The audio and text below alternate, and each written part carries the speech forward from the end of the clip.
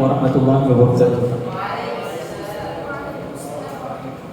إن الحمد لله نحمده ونصلي على رسوله الكريم، أما بعد فأعوذ بالله من الشيطان الرجيم. بسم الله الرحمن الرحيم. وتعاونوا على البر والتقوى ولا تعاونوا على الإثم والعدوان واتقوا الله إن الله شديد العقاب. وقال رسول الله صلى الله عليه وسلم: يد الله مع الجماعة أو كما قال عليه الصلاة والسلام.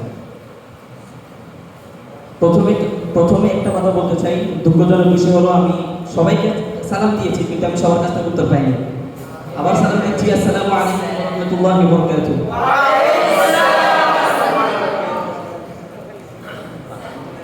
বক্তব্যের শুরুতে আমি বিভাগকে ধন্যবাদ জানিয়ে আমার বক্তব্য শুরু করব।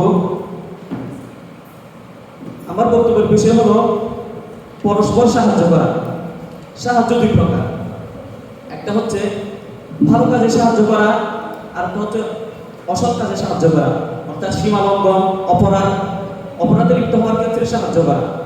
যেমন আল্লাহ তাআলা কোরআনে বলেছেন, আল্লাহ তাআলা দুইভাবে বলেছেন, তোমরা পরস্পরকে তারপর ভিত্তিতে সাহায্য করো, ভালো কাজে সাহায্য করো। সীমা লঙ্ঘন, পাপাচার, পাপ কাজে লিপ্ত হওয়া, এক্ষেত্রে তোমরা সাহায্য করো। আল্লাহ তাআলা কোরআনে এই বিষয়টি আদেশ করেছেন, অর্থাৎ আল্লাহ তাআলা আমর সিকে ব্যবহার করেছেন। এখান থেকে বোঝা যায় যে এই বিষয়টি অনেক একটি গুরুত্বপূর্ণ বিষয়। যেমন আমার পূর্বে যারা আলোচনা করে গেছেন তারা বলেছেন যে ইতিহাসের পাতায় আজকে মুসলিমদের অবদানের কথা ধাপে ধাপে মুছে ফেলা হচ্ছে, এবং আজকে যে মুসলিমদের পতন, এই পতনের কারণসমূহের মধ্যে একটি অন্যতম কারণ হলো পরস্পর সাহায্য করা। এক সময় মুসলিমরা পৃথিবীতে নেতৃত্ব দিয়েছিল এবং তারা সকলেই ঐক্যবদ্ধ ছিল, তারা সকলে একজন ছিল। যখন তারা ঐক্যবদ্ধ ছিল তখন মুসলিমদেরকে কোনো কাফের মুশরিক, কোনো ইহুদি খ্রিস্টান কেউ পতন করতে পারেনি। যখন ধীরে ধীরে তাদের মধ্যে লোক চলে আসলো, যখন তারা পরস্পর থেকে বিচ্ছিন্ন হওয়া শুরু করলো, যখন পরস্পরকে সাহায্য করা থেকে দূরে সরে যেতে লাগলো, আস্তে আস্তে এই কারণে তাদের পতন শুরু হয়েছে। একে অপরের মধ্যে সাহায্য করার মধ্যে অনেক উপকার রয়েছে, যেমন বন্ধন সৃষ্টি হওয়া, যে বন্ধন ছিন্ন করাটা একটি জঘন্য অপরাধ ইসলামে। রাসূল সাল্লাল্লাহু আলাইহি ওয়াসাল্লাম এই বন্ধন ঠিক রাখার ক্ষেত্রে অনেক গুরুত্ব দিয়ে হাদিসে বলেছেন।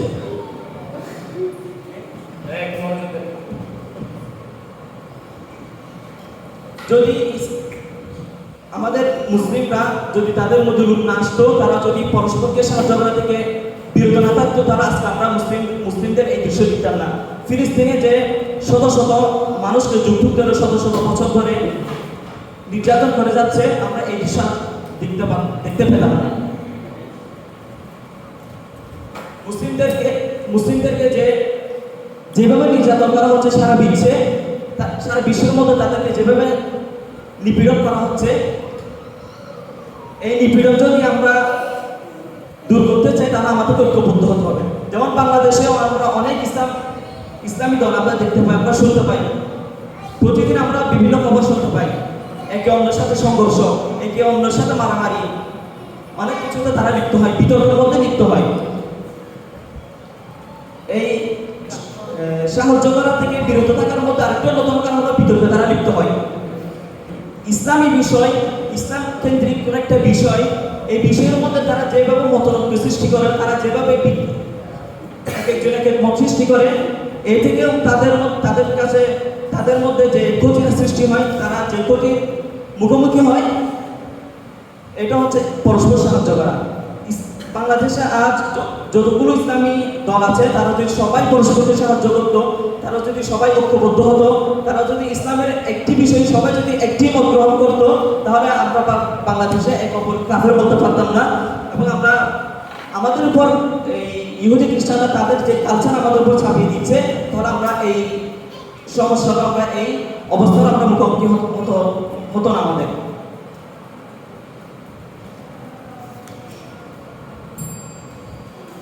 সমস্ত উপস্থিতি,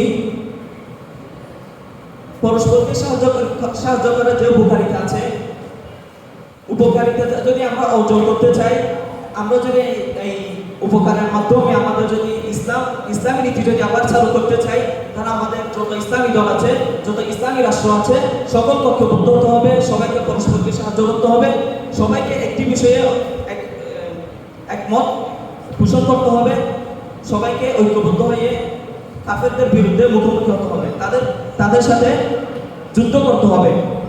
আমরা আজকে যে অবস্থার মুখোমুখি হয়েছি, আমাদের সাথে যে অবস্থা হচ্ছে এখন, এই সময় আমাদের উপর যুদ্ধ করা ফরজ, অথচ আমরা আমাদের যে ইসলামী দল আছে, যে ইসলামী রাষ্ট্র আছে, আমরা সবাই বিতর্কের মধ্যে লিপ্ত।